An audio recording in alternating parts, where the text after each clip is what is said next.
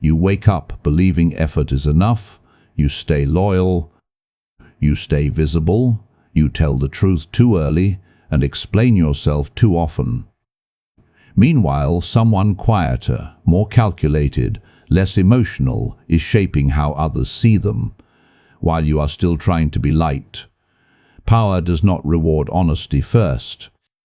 It rewards perception, timing, and control. The world is not fair. It is strategic. You live in one of two realities.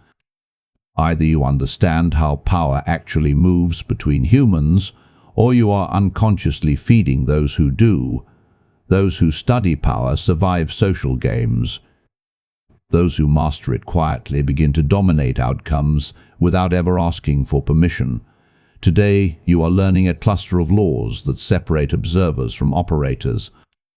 This is power that hides behind restraint, builds authority through reputation, and wins through action instead of argument.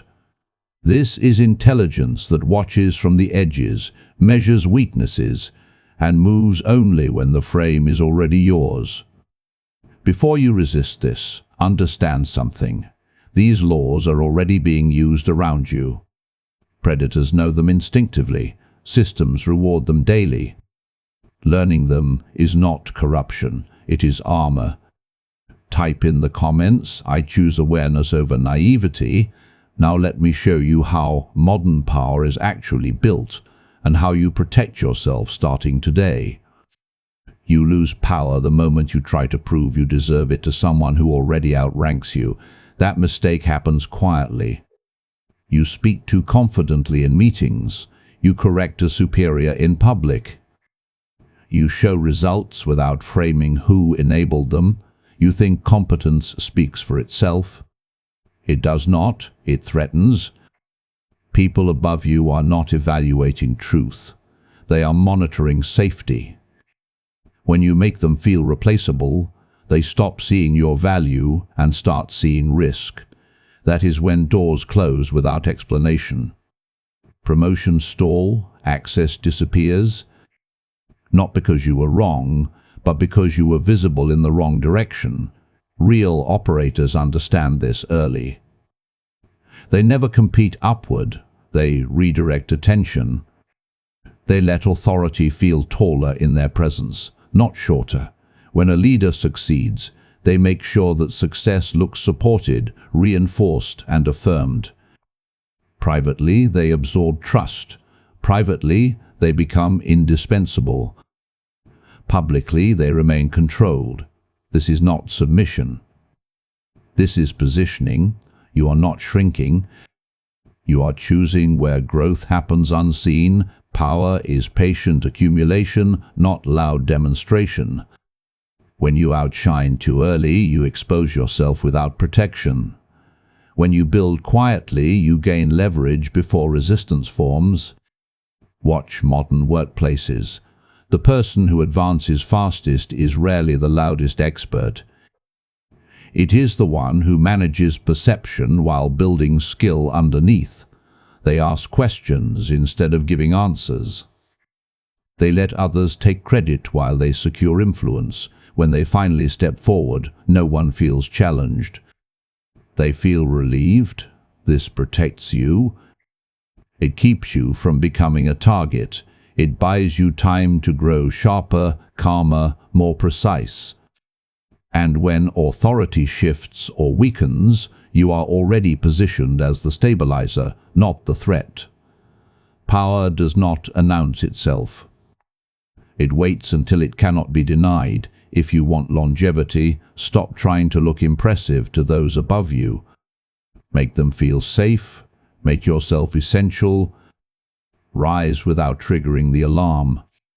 The moment you explain yourself too much, you give away control.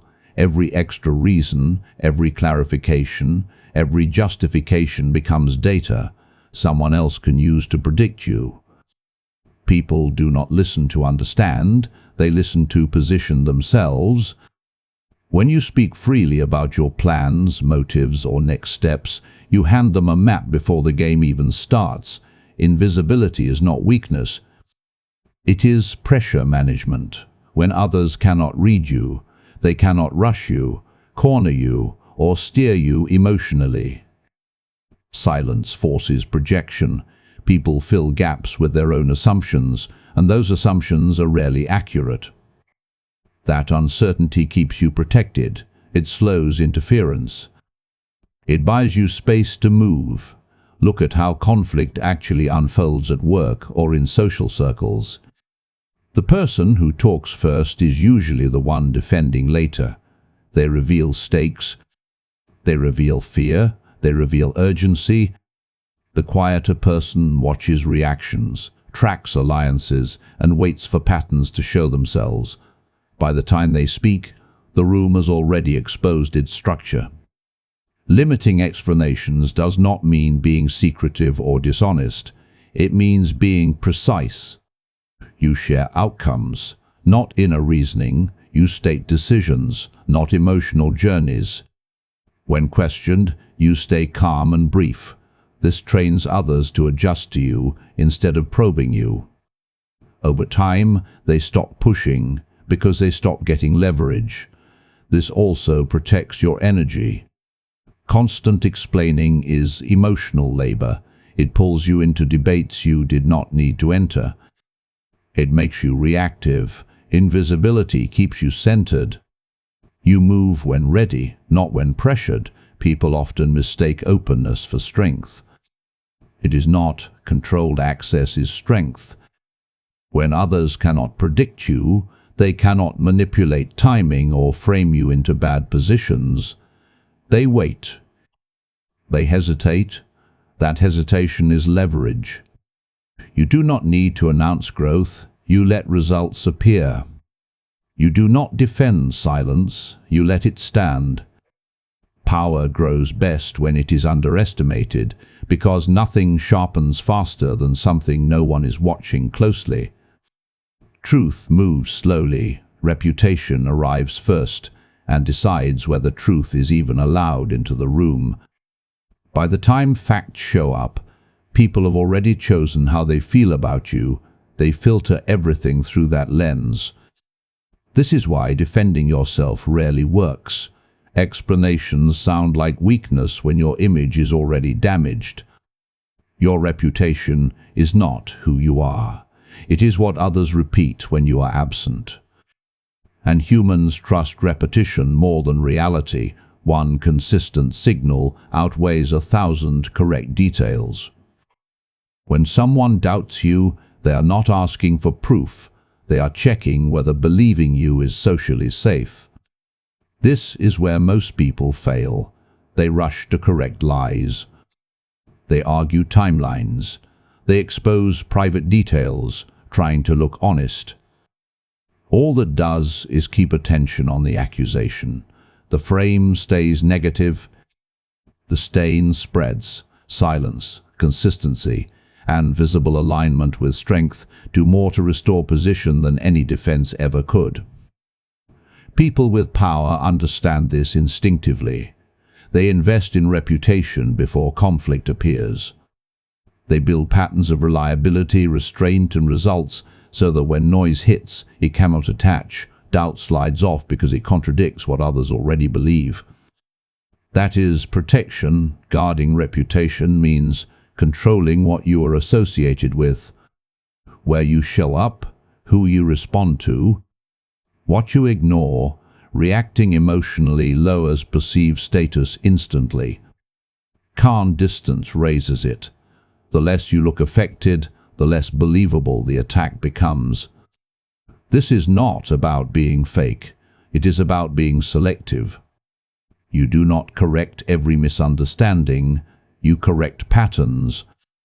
You do not chase approval. You build credibility through consistency over time. Once your reputation is strong, you do not need to speak much. Others speak for you. Critics sound personal. You sound established. That asymmetry is power. Protect this currency relentlessly. Skills can be questioned. Intentions can be twisted. Reputation, once solid, makes both irrelevant. Arguments keep you trapped in other people's frames. The moment you start explaining, you accept their rules, their timing, their judgment.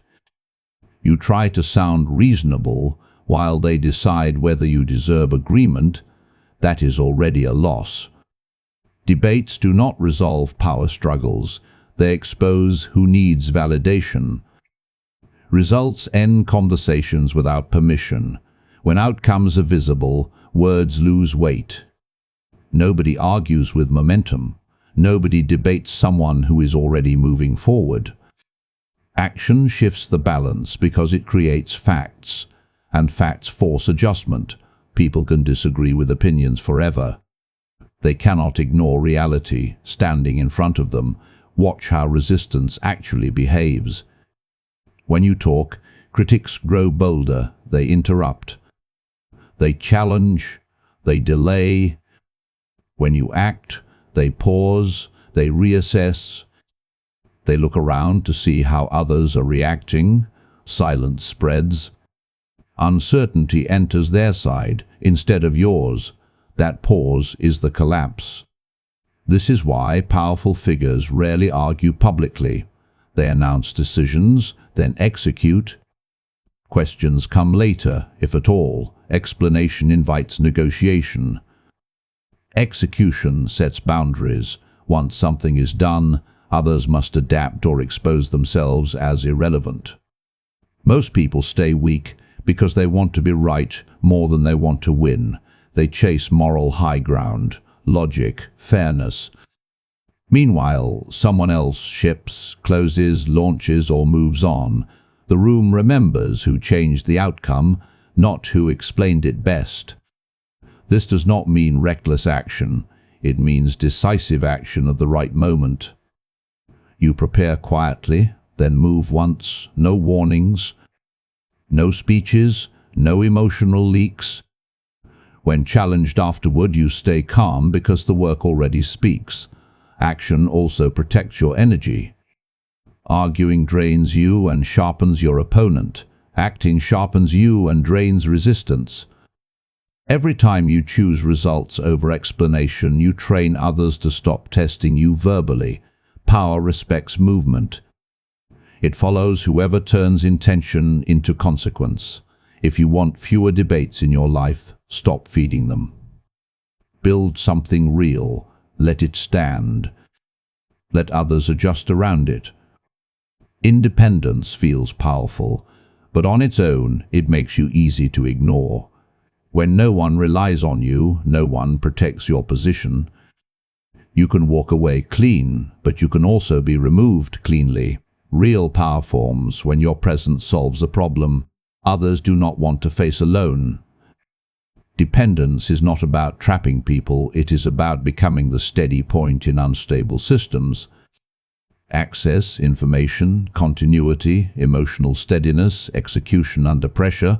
When you reliably provide one of these, people begin to orbit you without realizing it.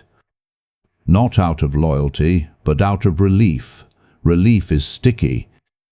Most people misunderstand this. They try to be liked. They overgive, they rescue. That creates resentment, not dependence. True dependence is subtle. It feels natural. Others tell themselves they chose it. You simply became the easiest path forward. Watch workplaces closely. The most secure person is rarely the most talented. It is the one who knows how things actually get done. Who connects people, who remembers details others drop, who stays calm when situations get tense, remove them, and friction appears everywhere.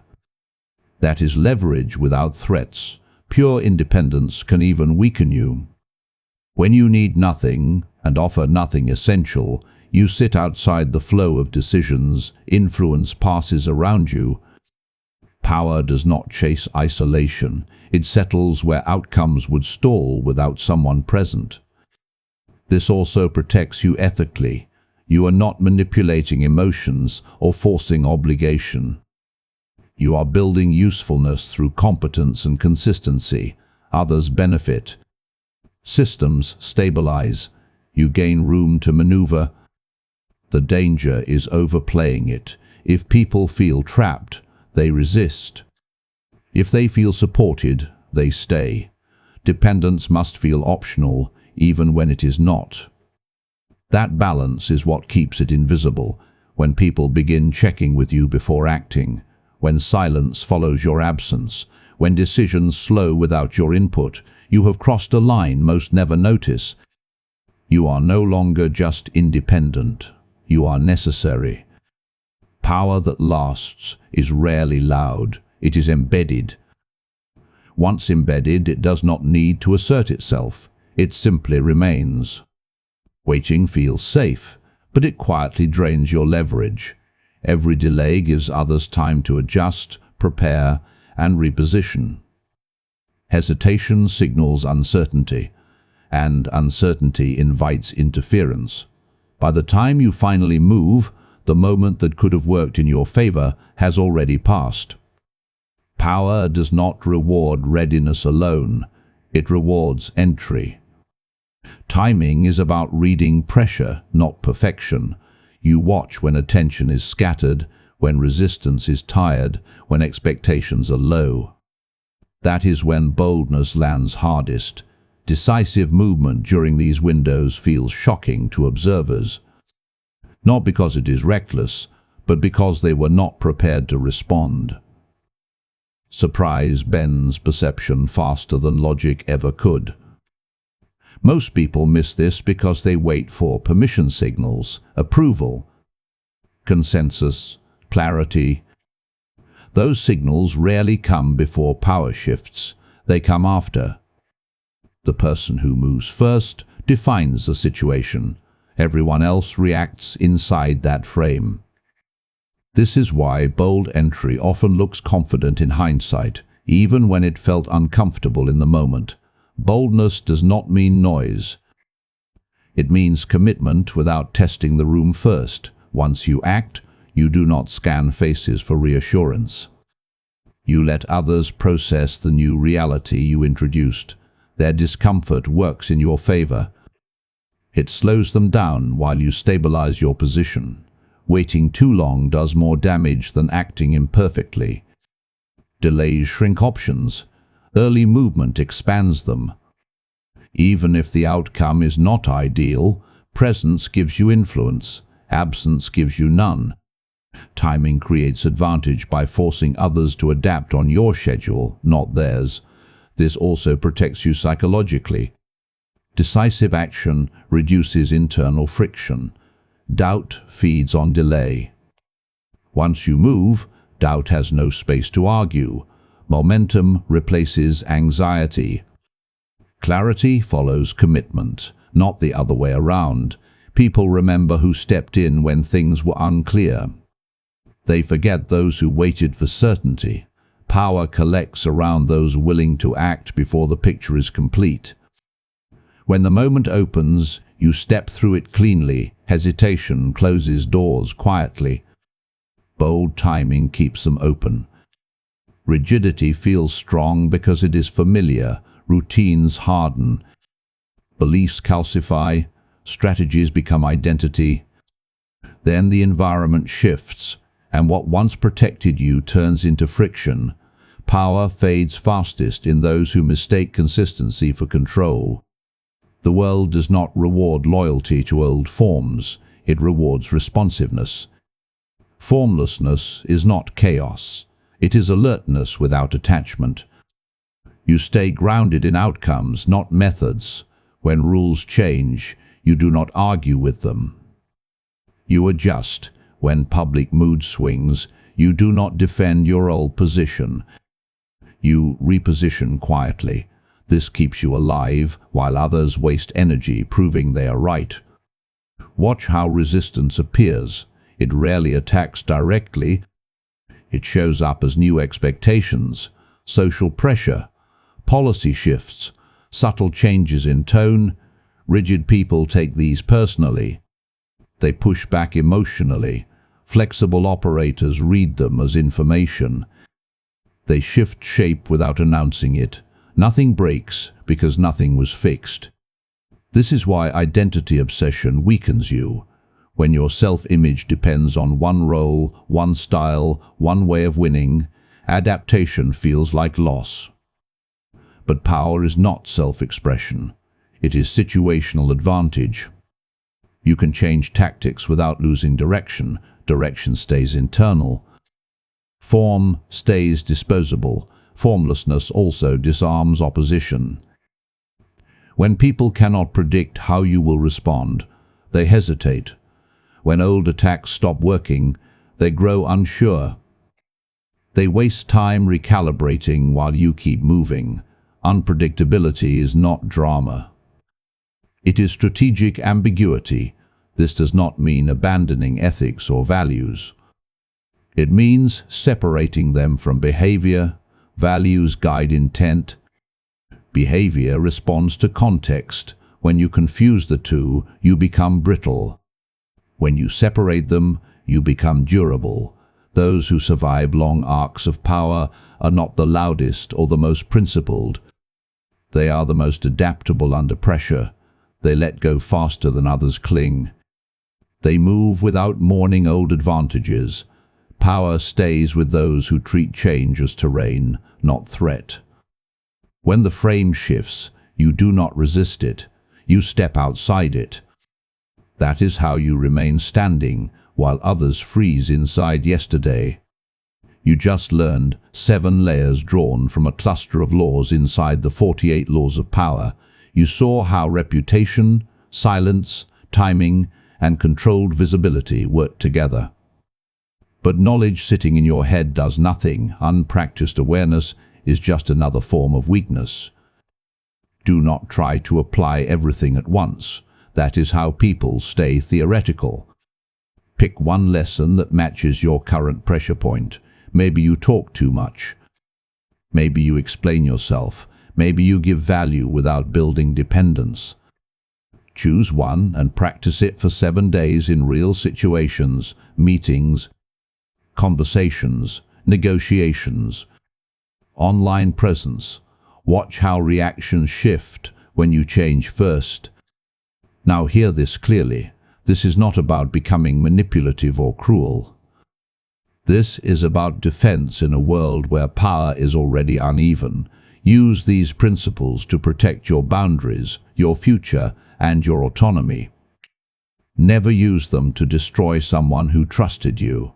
Never confuse dominance with emptiness. Real power is quiet, ethical, and controlled. Imagine a world where competent, disciplined people understand power as well as unethical ones do. That is balance. You now stand at 2 paths. One version of you stays emotionally reactive, overly transparent, and surprised when outcomes do not match effort. The other version becomes strategically aware, emotionally contained, and impossible to casually manipulate. Not to control others, but to never be controlled again. The difference is not talent. It is awareness applied daily. If this sharpened how you see the world, like the video, so it reaches others who need armor. Subscribe and turn on notifications so you stay ahead of the curve, and tell me in the comments which lesson hit closest to your current situation. Stay disciplined, stay aware. Never let the world move faster than you do.